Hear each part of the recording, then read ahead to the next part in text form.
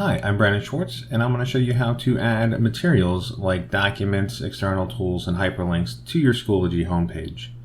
Now, as you can see here, I'm on my landing page when I come into Schoology. If I wanted to add any of the documents like you see here, I have my Unit 1 folder, I have my external Zoom link, I have a discussion, and I have a link to meet the teacher. If I wanted to add any of these, I would simply click Add Materials. Then I would go down to Add File, Link, or External Tool. When I click on that, you're going to have a pop-up that appears like this. If you want to upload any kind of PDF document or folder or file or anything like that, you would click File, Attach Files, and it's going to open up, in this case, to my Downloads folder. And say I wanted to upload a picture of my beautiful wife. I would just click on that, then Add. And now everybody has the ability to click on this and see that photo that I uploaded. Once again, if I click over to Materials and I click Add Materials, now say I wanted to set up a Zoom session with my students, I would click Add File, Link, or External Tool. In this case, I would click on External Tool. Now you have a drop-down menu. It will automatically detect it based on the URL. However, I usually just click Zoom or Zoom Sessions, and then I type in my title. So this will be Monday through Friday. Let's see, noon Zoom. Sure. I don't actually remember when I created the Zoom for. It's just a demo Zoom. So I go over here, my meeting schedule. I've already copied it to clipboard. Now what you're actually going to paste in here is the actual URL. So you would just paste in the URL to where it says URL, then submit. Once you submit, you're going to get this thing that looks like a couple rulers, a couple right angle rulers together. When you click on that, it's going to open up to the Zoom page and ask you to open up your Zoom app.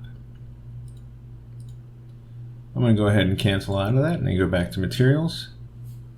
Alright, so now say you have a link that you want to share. Say you have this Solar System 101 link. You could copy the link, then go down to Add Materials, Add File, Link, or External Tool, and you would just paste the link in there. However, if you wanted to embed this video into Schoology itself, you would go back over to your YouTube video, click Share, Embed, and then copy all of this right here.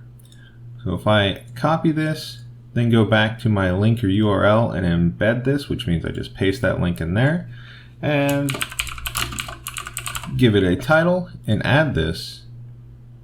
Now, as soon as this loads up, in my Schoology, I will actually have this file that students can click on, and it'll just play their video right there for you. It will give you a disclaimer that's saying, hey, this is not owned by Schoology. It's kind of a third-party thing, which is fine because we understand that. We just got it off of YouTube. However, if you wanted to just add the link, you would copy the link up top there, go back to Add Materials, add your file, link, or external, click Link, paste your link in there, give it that title, and add that. Either way will work just fine. Now another thing I wanted to share with you guys is if, say for instance, you've got all this stuff set up or you've got your unit folder set up, but you kind of want to be ahead of the curve. You already have this stuff set up for your kids, but you don't want them to see it. So you would click on the little gear icon next to whatever it is you want to edit, and then there's a button here that says Publish or Unpublish. If you click Unpublish, it'll say, are you sure? Yes. Now, you can see I've got two things here that are unpublished, which means that your students will not be able to see them. So they are technically hidden from your students. So anytime that you're ready to move on to, say, Unit 2, or you want to tell your students that, okay, this is what we're doing Thursday, you would click on this and then hit Publish, verify that you want to publish that, and now your students have the ability to see that item.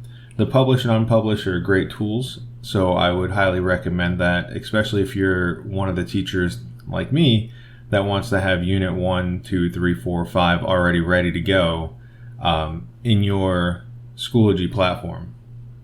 I hope this helps, and I'll see you in the next one.